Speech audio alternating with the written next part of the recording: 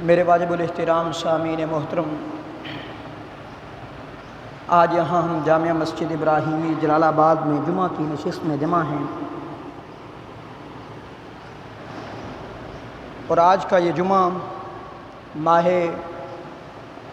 ذو الحجہ سن 1441 ہجری کا پہلا جمعۃ المبارک ہے، اور اسی طرح ماہ جولائی سن 2020 کا غالباً آج چوتھا جمعۃ المبارک ہے۔ آج ذو الحجہ کی 2 تاریخ ہے، 2 ذو الحجہ سن 1441 ہجری۔ میرے دوستوں، بزرگوں، بھائیوں، اللہ رب العزت سے دعا ہے اللہ رب العزت مجھے صحیح حق سچ کہنے کی، آپ کو سننے کی توفیق عطا فرمائے، اور پھر ہم سب کو اس پہ عمل کرنے کی بھی توفیق عطا فرمائے۔ بہت ہی خوش نصیبی ہے کہ اللہ رب العزت نے اپنے دروازے پر ہمیں بلایا ہے، اس پر ہم اس کا جتنا بھی شکر ادا کریں کم ہے۔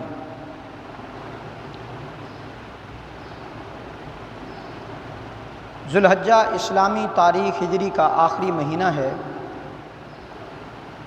اسلامی تاریخ کے 12 مہینے ہیں۔ نمبر 1 پر محرم الحرام، نمبر 2 پر صفر المظفر، نمبر 3 پر ربیع الاول، پھر ربیع الثانی، جمادی الاولیٰ، جمادی الثانی، رجب المرجب، شعبان المعظم، رمضان المبارک، شوال المعظم، ذو القعدہ اور ذو الحجہ۔ یہ اسلامی ہجری سال کا آخری مہینہ ہے۔ اس مہینے کو بہت بڑی فوقیت حاصل ہے۔ کیسے کہ اللہ رب العزت نے اس مہینے کو اتنی بڑی فضیلت دی ہے۔ اگر میں یہ بات کہہ دوں تو غلط نہیں ہوگی، بلکہ ان 10 ایام کی فضیلت قرآن مجید والفرقان الحمید میں اللہ رب العزت نے بیان فرمائی ہے۔ والفجر ولیال عشر والشفع والوتر واللیل اذا یسر هل فی ذلک قسم لذی حجر۔ رب العزت نے اس مہینہ کو آخری مہینہ بنایا ہے۔ میرے دوستو، تمام ایام، تمام مہینے اللہ رب العزت کی طرف سے ہوتے ہیں، بندے کا اس میں کوئی دخل اندازی نہیں ہوتا۔ مثال کے طور پر رمضان المبارک کو فضیلت حاصل ہے تو وہ اللہ کی طرف سے ہے۔ اگر ذو الحجہ کو فضیلت حاصل ہے تو یہ بھی اللہ کی طرف سے ہے۔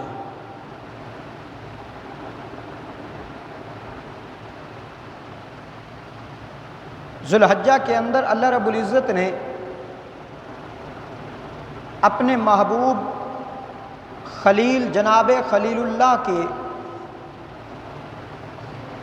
بارے میں فرمایا کہ ہم نے ان سے امتحانات لیے۔ ان امتحانوں میں سے ایک امتحان یہ بھی تھا کہ اپنے بیٹے لخت جگر کے گردن پر چھری کو چلانا۔ ایک امتحان یہ بھی تھا بیت اللہ کی تعمیر کرنا۔ مورخین نے لکھا ہے کہ بیت اللہ کی تعمیر جو ذو الحجہ میں شروع ہوئی اور ذو الحجہ میں اس کا اختتام ہوا، مکمل ہوا۔ قربانی کا مہینہ آیا تو وہ بھی ذو الحجہ کا مہینہ، اور اسی طرح اگر حج کا مہینہ ہے تو وہ بھی ذو الحجہ کا مہینہ ہے، اور اسی طرح دین کی تکمیل جو ہوئی وہ بھی ذو الحجہ میں ہوئی ہے۔ اللہ رب العزت نے فرمایا الیوم اکملت لکم دینکم واتممت علیکم نعمتی ورضیت لکم الاسلام دینا، کہ آج کے دن ہم نے تمہارے لیے تمہارا دین مکمل کر دیا۔ تو یہ بھی ذو الحجہ کا مہینہ تھا، گویا کہ دین کی تکمیل کا بھی یہ مہینہ ہے۔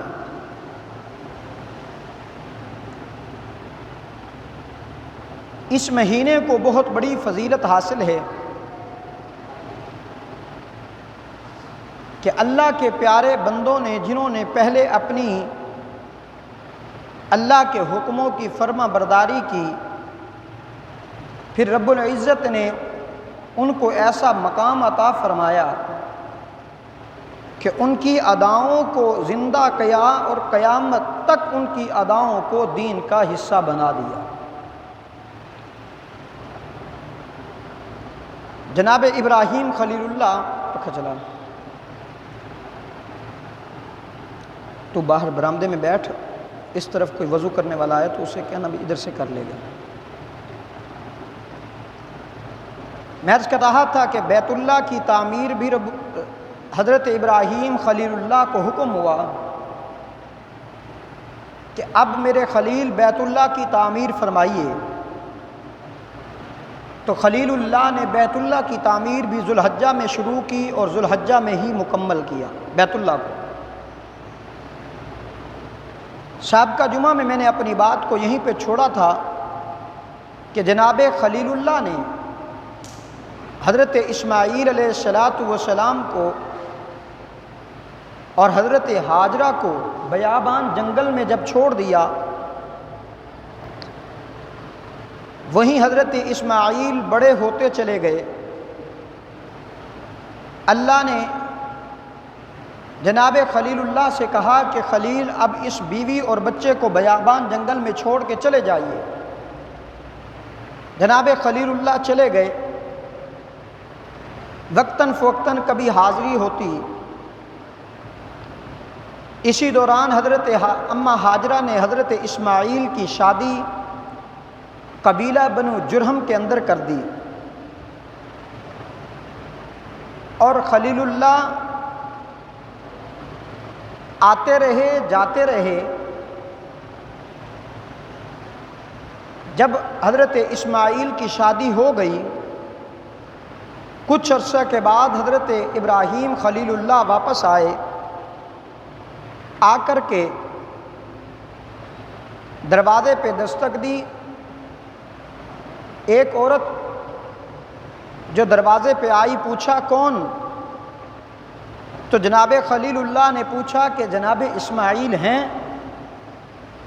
تو ان کی بیوی حضرت اسماعیل علیہ السلام کی زوجہ نے جواب دیا کہ حضرت اسماعیل گھر پر نہیں ہیں۔ تو جناب خلیل اللہ نے پوچھا کہ تمہارا کیا حال ہے، تمہارا گزر اوقات کیسے ہو رہا ہے؟ تو اس نے ناشکری کے الفاظ بولے۔ تو حضرت ابراہیم خلیل اللہ نے حکم دیا، فرمایا کہ جب اسماعیل آ جائیں تو ان سے کہہ دیجئے گا کہ گھر کی چوکٹ بدل لیں۔ شام کو جب حضرت اسماعیل واپس آئے، دیکھا کہ آج کوئی آنے والا مہمان آیا تھا۔ پوچھا کہ آج کوئی مہمان آیا تھا؟ زوجہ نے بتایا کہ جی بالکل ایک بزرگ تھے، انہوں نے آ کر کے آپ کا پوچھا اور یہ ہماری بات ہوئی ہے اور یہ پیغام دے کر کے گئے ہیں کہ اپنے گھر کی چوکٹ کو بدل لاؤ۔ تو جناب اسماعیل نے اسی وقت ہی اپنی زوجہ کو سے کہا کہ اب تو میرے سے جدا ہے، وہ میرا باپ تھا اور چوکٹ جو ہے وہ تو ہے، وہ تیری طرف اشارہ دے کر کے گئے ہیں کہ تجھے میں اپنے سے جدا کر دوں۔ چنانچہ کچھ عرصہ کے بعد حضرت اسماعیل نے دوسری شادی کی، پھر حضرت ابراہیم خلیل اللہ دوبارہ آئے، دروازے پہ دستک دی، وہی بات پوچھی کہ جناب اسماعیل ہیں؟ جواب آیا کہ اسماعیل نہیں ہیں۔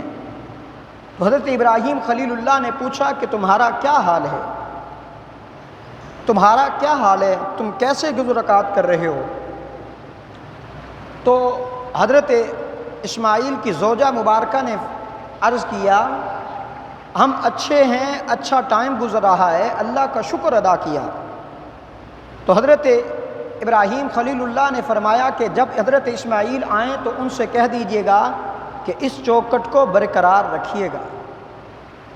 چنانچہ شام کو جب حضرت اسماعیل آئے تو وہی بات ہوئی، وہی مکالمہ ہوا۔ تو آپ علیہ السلام نے، حضرت اسماعیل نے علیہ السلام نے فرمایا کہ وہ چوکٹ تو ہے، تیرے بارے میں وہ کہہ کے گئے ہیں کہ تجھے میں نے سلامت اپنے پاس رکھنا ہے۔ مورخین نے لکھا ہے کہ جب حضرت ابراہیم آئے تو پوچھا کہ تمہارے پاس کھانے کے لیے بھی کچھ ہے، پینے کے لیے بھی کچھ ہے، گھر میں کچھ ہے تو لاؤ۔ تو حضرت اسماعیل علیہ السلام کی زوجہ نے گھر میں کہتے ہیں گوشت تھا اور غالباً پانی تھا، وہ مہیا کیا۔ تو حضرت ابراہیم نے ان کے حق میں دعا کی کہ اللہ ان کے گوشت میں اور ان کے رزق میں فراوانی ڈال دے۔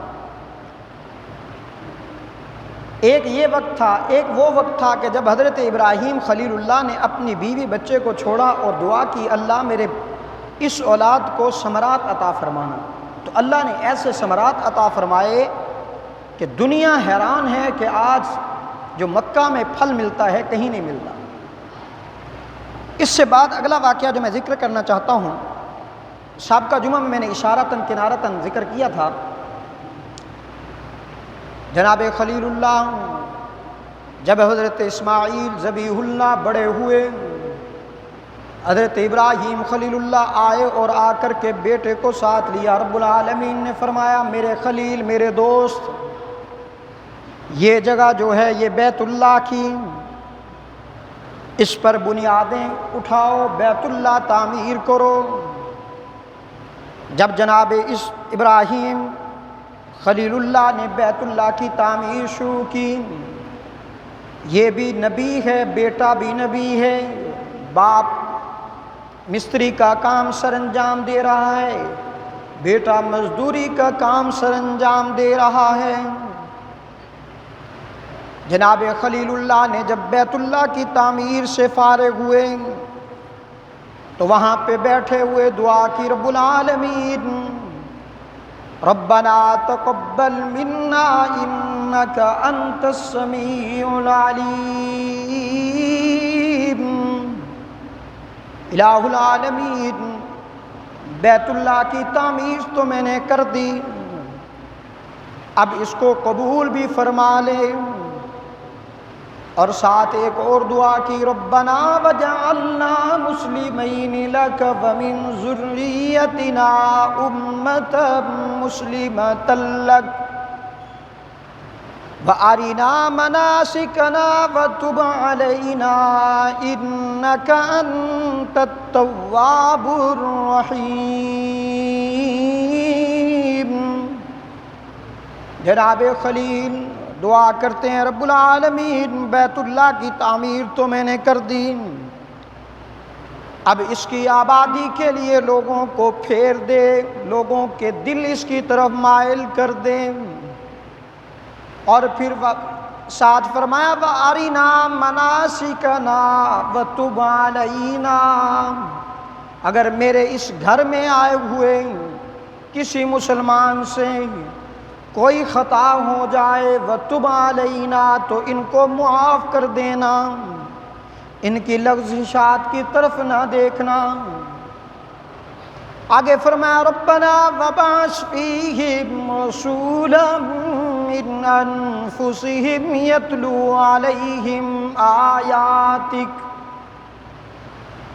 الہ العالمین بیت اللہ کی تعمیر تو میں نے کر دی، اب اس بیت اللہ کا معلم بھیج دے، امام بھیج دے، اب وہ بھیج دے جو بیت اللہ کی امامت آ کر کے کرے، اور وہ بھیج بھی میری ذریت میں سے، میرے خاندان میں سے۔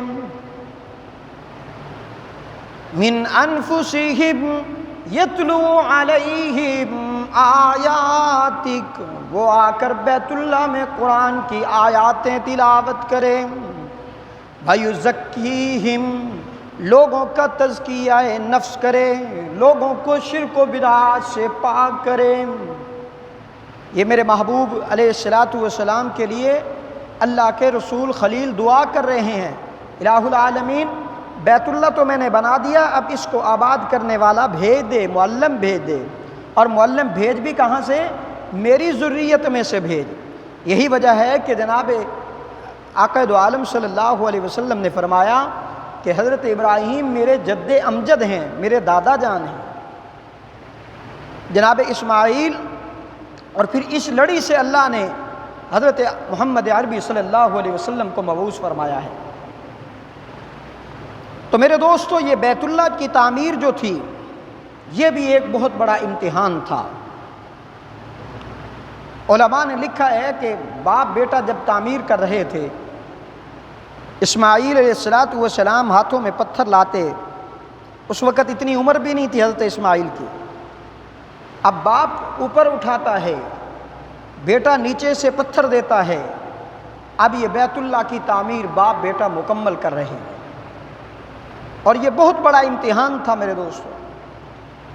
اس سے قبل بھی ایک امتحان تھا جو میں آگے چل کے ذکر کرتا ہوں، کہ رب العالمین نے جناب خلیل اللہ سے طرح طرح کے امتحان لیے۔ پہلا امتحان لیا کہ اب باپ کے سامنے کلمہ حق بلند کر خلیل، اور جب کلمہ حق بلند کیا تو پھر باپ سے نہ بن پائی۔ اب ایک طرف باپ ہے، دوسری طرف رب ہے، تو اب ابراہیم خلیل اللہ نے اپنے باپ کو چھوڑا رب کے لیے، پھر نمرود کے ساتھ ٹکر لی، پھر علاقہ چھوڑا، ہجرت کی۔ محبوب دو عالم صلی اللہ علیہ وسلم نے فرمایا سب سے پہلے جس نے ہجرت کی ہے وہ جناب خلیل اللہ میرے دادا جان ہیں۔ اور اسی طرح ہجرت کرنے کے بعد اللہ نے فرمایا میرے خلیل اب اس بیوی اور بچے، چھوٹا سا بچہ ہے، اس کو بیابان جنگل میں چھوڑ دو، تو ابراہیم خلیل اللہ نے وہ بھی چھوڑ دیا۔ پھر حکم ہوا میرے خلیل اب جائیے اور جا کر توجہ کرنا۔ قرآن نے اس واقعے کا ذکر کیا ہے کہ رب العالمین نے فرمایا کہ خلیل اب جاؤ اور جا کر کے اسماعیل کو میرے راستے میں ذبح کر دو۔ جناب خلیل اللہ آئے ہیں، فرشتوں نے اپنے اندر کلامی کی، ہم کلام ہوئے کہ دیکھو جی ابراہیم کو جو ہے نا وہ بیٹا بڑا پسند ہے۔ کون سا بیٹا؟ وہ بیٹا جو اللہ نے بڑھاپے کی عالم میں دیا، 85 سال کے لگ بھگ عمر ہے، اس بڑھاپے میں اللہ نے بیٹا دیا۔ تو جناب خلیل اللہ نے اس بیٹے کی پرورش شروع کی۔ اب جب وہ لخت جگر، آنکھوں کا نور نظر جب چلنے پھرنے کے قابل ہوا، فرشتوں کے اندر کھلبلی مچی کہ دیکھو جی خلیل کو اسماعیل بڑا پیارا ہے، خلیل کو اسماعیل بڑا پیارا ہے۔ اللہ نے فرمایا فرشتوں جو میں جانتا ہوں وہ تم نہیں جانتے، تم کہتے ہو اسماعیل بڑا پیارا ہے خلیل کو، حالانکہ خلیل کو جتنا میں ہوں وہ کوئی بھی نہیں۔ چنانچہ ابراہیم خلیل اللہ کو خواب آیا کہ رب العالمین کی جانب سے خواب آیا، اور یاد رکھیے گا انبیاء کے خواب بھی وہی ہوا کرتے ہیں اور حقیقت پر مبنی ہوا کرتے ہیں، کہ میرے راستے میں کوئی پیاری چیز کو ذبح کر۔ جناب خلیل اللہ صبح اٹھتے ہیں اور کئی اونٹ ذبح کر دیے، اور بعض علماء نے لکھا ہے کہ 100 اونٹوں کے لگ بھگ ذبح کیے۔ دوسرے دن پھر خواب آیا کہ خلیل میرے راستے میں کوئی پیاری چیز ذبح کرو۔ دوسرے دن پھر آئے اور اونٹ ذبح کر دیے۔ تیسری رات پھر خواب آیا کہ ابراہیم خلیل میرے راستے میں اب سب سے پیاری چیز جو ہے وہ ذبح کر۔ تو خلیل اللہ نے دیکھا کہ پوری کائنات میں سب سے پیاری چیز اللہ کے بعد تو میرے لیے اسماعیل ہی ہیں نا۔ تو جناب ابراہیم خلیل اللہ اٹھتے ہیں، اٹھنے کے بعد آئے، جناب ہاجرہ سے کہا کہ بیٹے کو آج کپڑے پہنا دو، نہلا دو، دہلا دو، آج میں کسی اپنے اہم دوست کی دعوت پر جانا چاہتا ہوں، اور اس کو بھی اپنے دوست کے پاس لے کر جانا چاہتا ہوں، چونکہ خلیل جو تھے وہ خلیل دوست کو کہا جاتا ہے، اور ابراہیم جو تھے اللہ کے خلیل ہیں، اللہ کے دوست ہیں۔ چنانچہ حضرت ابراہیم علیہ السلام نے اماں ہاجرہ سے جب یہ کہا تو جناب ہاجرہ نے تیار کروا دیا۔ حضرت ابراہیم خلیل اللہ حضرت اسماعیل کو لے کر کے وہاں سے نکلتے ہیں وادی منا کے اندر۔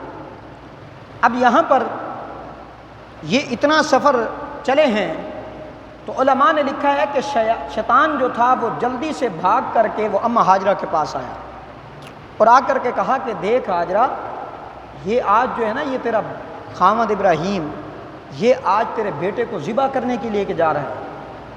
اس نے کہا جا دفع ہو جا مردود شیطان، تو لعین ہے، اللہ نے تجھے دھتکا دیا ہے، دفع ہو جا۔ تو وہ دیکھا کہ یہاں پہ بات نہ بن پائی، پھر بھاگا جناب اسماعیل کے پاس۔ حضرت اسماعیل علیہ السلام کے پاس جا کے پہنچا، کہنے لگا معلوم ہے کہاں لے کے جا رہا ہے تیرا باپ؟ تو حضرت اسماعیل نے اپنے باپ سے مخاطب ہو کر کے کہا ابا جی یہ کوئی بدبخت مجھے کچھ غلط بات کر رہا ہے۔ تو حضرت ابراہیم کو تو پتہ چل گیا تو یہ شیطان ہے۔ حضرت ابراہیم علیہ السلام نے فرمایا بیٹا یہ کنکر اٹھاؤ اور اس بدبخت لعین کو مارو۔ چنانچہ وہ 3 جگہ پر بدبخت آیا اور 3 جگہ پر حضرت اسماعیل نے کنکر مارے ہیں۔ اب دیکھیے گا کہ یہ حضرت اسماعیل علیہ السلام کی اس ادا کو اللہ نے قیامت تک زندہ کروا دیا ہے۔ اور اسی طرح جناب ہاجرہ کا وہ دوڑنا آب زمزم کے لیے اللہ نے وہ قیامت تک کے لیے لازم قرار دے دیا ہے کہ جو بھی مکہ میں آئے گا عمرہ حج کے لیے وہ صفا مروہ پہاڑی پہ دوڑے گا، میری اس پیاری بندی کی ادا کو زندہ کرے گا تو اس کا حج میں قبول کروں گا۔ تو بہرحال یہ میرے دوستو یہ حضرت اسماعیل علیہ السلام کا لڑکپن تھا، بچپنا تھا۔ حضرت اسماعیل علیہ السلام کو حضرت ابراہیم لے کر چلے گئے۔ وادی مینا میں جب پہنچے تو حضرت ابراہیم خلیل اللہ نے بیٹے کو بٹھایا اور بٹھا کر کے ہم کلامی کی، بیٹا یہ میں نے خواب دیکھا ہے اور یہ مجھے حکم ہوا ہے۔ تو بیٹا بھی تو اسماعیل تھا نا۔ اور بعض مورخین لکھتے ہیں، مفسرین لکھتے ہیں کہ اب حضرت ابراہیم علیہ السلام نے اپنے بیٹے سے یہ بات کیوں کی؟ کیا حضرت ابراہیم کو اپنے بیٹے پہ اعتماد نہیں تھا، یقین نہیں تھا؟ یقین تھا، اعتماد تھا، کیونکہ یہ بھی تو نبی تھے نا وقت کے آنے والے۔ صرف اس لیے پوچھا کہ جو قرآن نے بشارت دی تھی فبشرناہ بغلام حلیم کہ ہم آپ کو بیٹا حلیم عطا فرمائیں گے، تو حضرت ابراہیم اپنے بیٹے کے حلم، بردباری اور صبر دیکھنا چاہتے تھے۔ چنانچہ اب حضرت اسماعیل علیہ السلام نے اپنی رائے پیش کی، ابا جان آپ ایسا کیجئے۔ اور یہاں سے ہمیں ایک بات معلوم ہوتی ہے، توجہ کرنا، آپ بھی باپ بیٹھے ہیں، بڑے بیٹھے ہیں، یہاں سے ہمیں ایک مسئلہ معلوم ہوتا ہے، بات معلوم ہوتی ہے کہ جب بھی اپنی اولاد سے بات کی جائے، ٹھیک ہے آپ باپ ضرور ہیں لیکن یوں حکم نہ چلایا کریں، بلکہ رائے کا اظہار کیا کریں کسی انداز میں۔ یہ تو دین کی بات تھی، دین کی بات ہے، اور دین کے مسئلے میں بھی اگر کسی سے بات کرنی ہے تو اس انداز میں بات کی جائے کہ اگلے کو محسوس بھی نہ ہو۔ آپ دیکھیے گا کہ جناب ابراہیم خلیل اللہ نے جب اپنے باپ سے بات کی تو کس انداز میں کی، جب نمرود سے کی تو کس انداز میں کی۔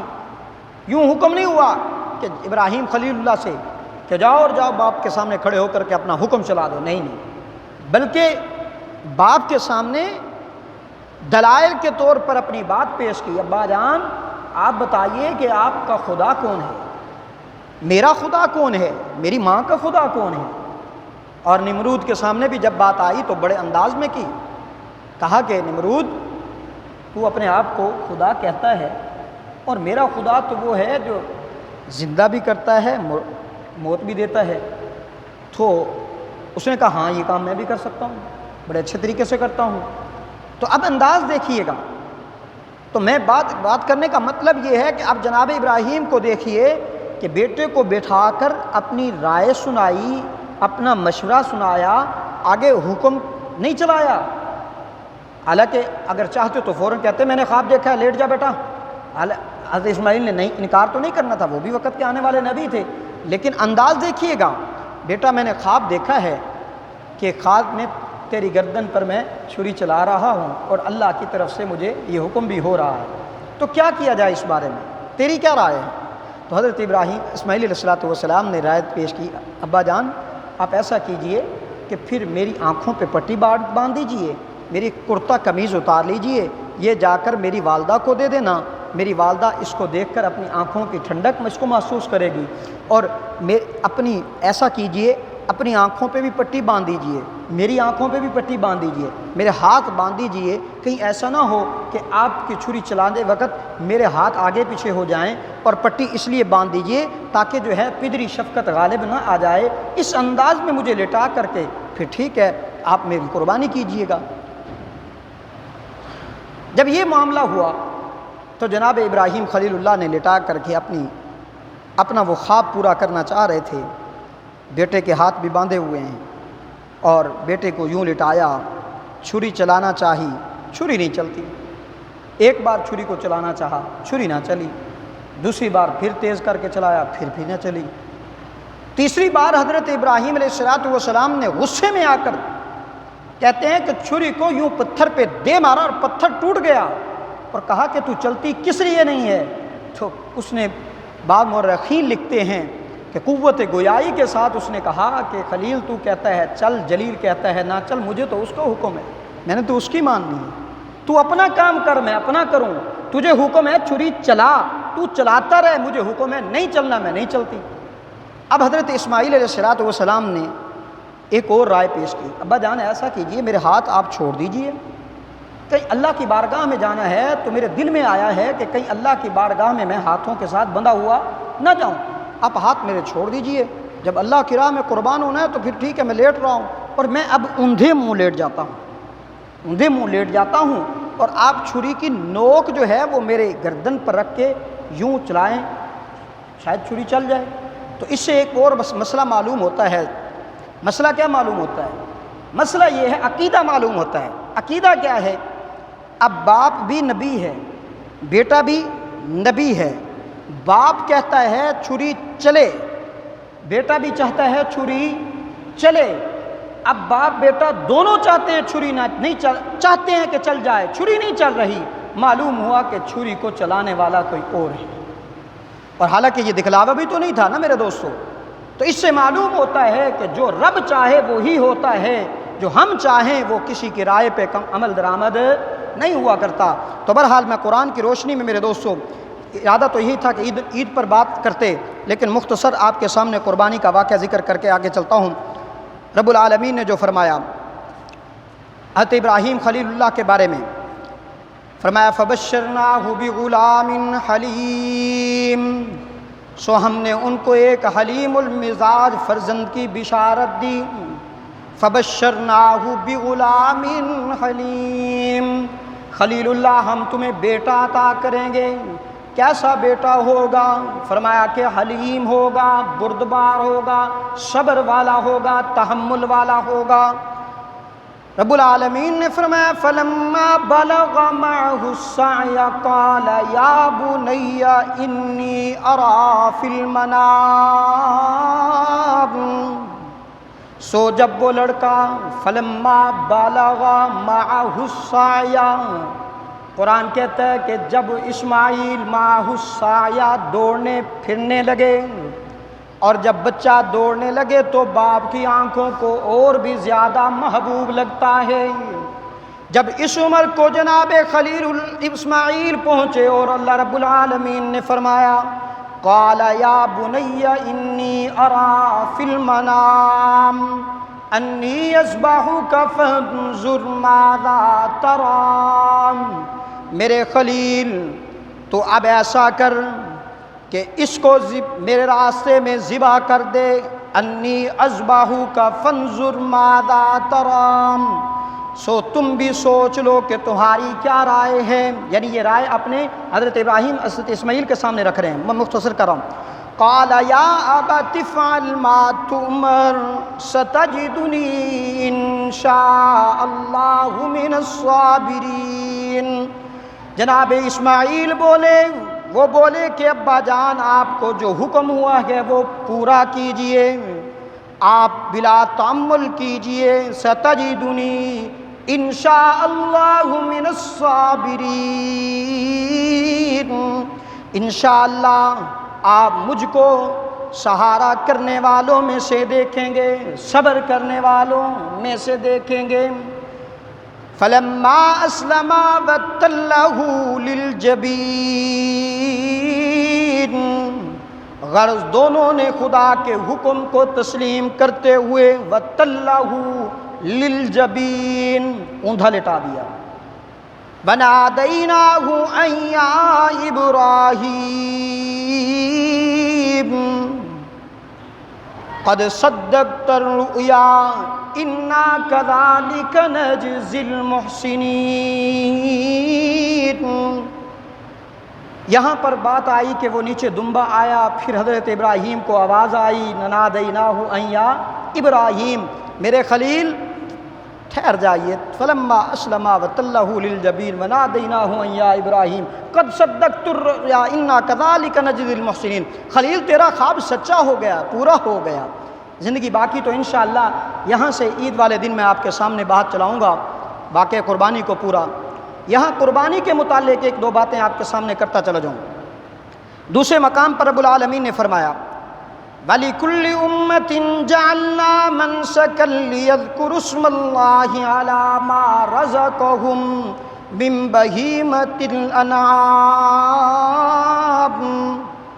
فرمایا کہ ہم نے ہر امت کے لیے لِكُلِّ أُمَّةٍ جَعَلْنَا مَنْسَكًا لِيَذْكُرُوا اسْمَ اللَّهِ، ہم نے ہر امت کے لیے قربانی کرنا اس غرض سے مقرر کیا۔ کیوں؟ اس لیے کہ لیذکروا اسم اللہ علی ما رزقہم، وہ ان مخصوص چوپاؤں پر اللہ کا نام لیں جو اس نے ان کو عطا فرمائے۔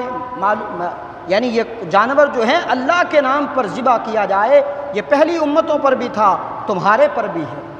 اب میرے دوستوں میں یہاں پر ایک بات آپ کے سامنے رکھتا چلا جاؤں، یہ قربانی صرف امت محمدیہ پر نہیں ہے، یہ قربانی صرف ملت ابراہیمی پر نہیں ہے، صرف قربانی کا انداز بدلا ہے، قربانی ہر امت پر آئی ہے۔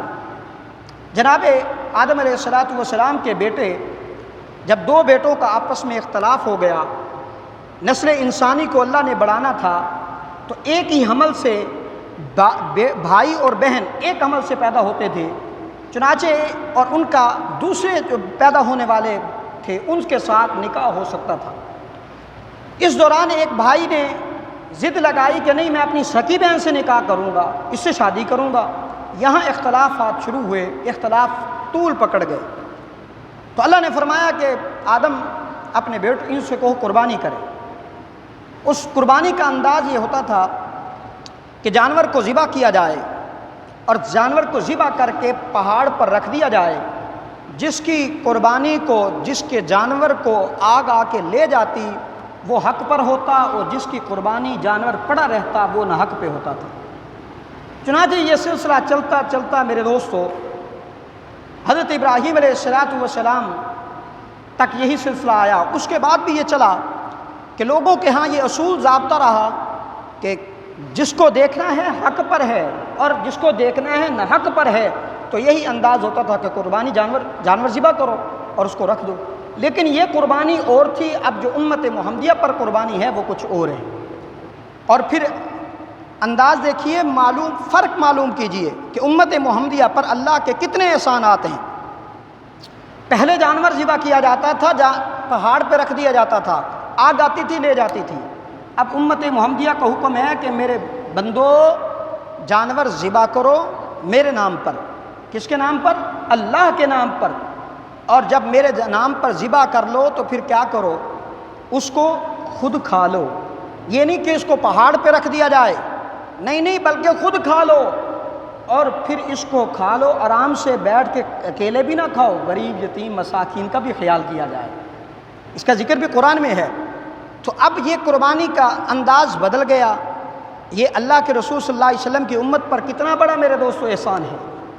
اور اگر یہی انداز پہلے والا ہوتا کہ قربانی کے جانور کو پہاڑ پہ رکھنا ہے، آپ بتائیے، ایمانداری سے بتائیے، آج ہم میں سے کوئی ایک دوسرے کو چھوڑتا، معاف کرتا؟ کیونکہ معلوم ہو جاتا نا بھی اس کی قربانی تو قبول نہیں ہوئی، تو میں تو تانے دے کے مار دیتا۔ یہ ہمارے اندر ایک بہت بڑی، سب سے غلاظت والی بات پائی جاتی ہے میرے دوستو، تانے دینے والی۔ اس کو نہ دیا جائے، کبھی بھی نہیں۔ اللہ کی طرف سے ہے جو معاملات ہیں۔ تو ایک بات تو یہ، دوسری بات یہ ہے کہ قربانی جب آپ کر لیں، ذبح ہو گیا جانور، آپ نے کھا لیا، جانور چلا گیا، آپ یہ جانور فرمایا کہ کل قیامت کے دن یہ نہیں کہ صرف تم نے پیسہ لگایا اور کھا لیا، نہیں نہیں نہیں، بلکہ اس کے ہر بال پر تمہیں اللہ نے نیکی عطا فرمائی ہے۔ اور حدیث پاک میں آتا ہے قیامت کے دن یہ جانور کھروں سمیت، بالوں سمیت، گوشت سمیت تمہارے نامہ اعمال میں تولا جائے گا۔ آج ہمیں جدت ہے نا، جدت، ایک ٹولہ ہے جو کہتا ہے آن لائن نماز پڑھ لیجئے، کوئی فرق نہیں پڑتا۔